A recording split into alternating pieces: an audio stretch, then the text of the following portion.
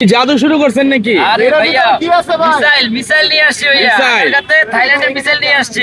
একটু খুলে দেখান তো। থাইল্যান্ডের মিসাইল ভাইয়া।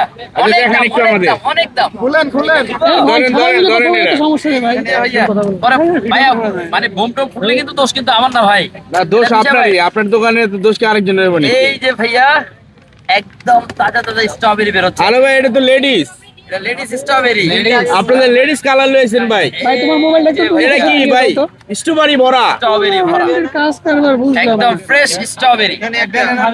এই যে ভাই, অনেকে বলে আপনার এই কেক নাকি শিক্ষিত কেক। ভাই কে বলছে আমি জানি না ভাই, তবে এটা যেহেতু বিদেশ থেকে আসছে তার মানে বিদেশিরা তো অবশ্যই শিক্ষিত। মানে এই স্ট্রবেরি গুলো সব শিক্ষিত। আমি জানি না, মানে স্কুলে না কলেজের সামনে পড়েছে না ভার্সিটি। আল্লাহই জানে।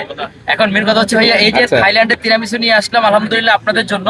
এই যে মজার মজার এই কেক গুলা প্রত্যেকটা স্লাইস হচ্ছে গিয়ে 100 করে। এই যে এক একটা স্লাইস ভাই আমি একটা কাটি আপনি একটু দেখেন, মানে এক একটা স্লাইসে এক একটা করে স্ট্রবেরি। এক একটা করে স্ট্রবেরি।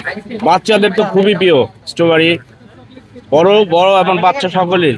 এই যে ভাইয়া এই একটা স্লাইস দেখেন স্ট্রবেরিটা কেমন লাল টকটকা স্ট্রবেরি।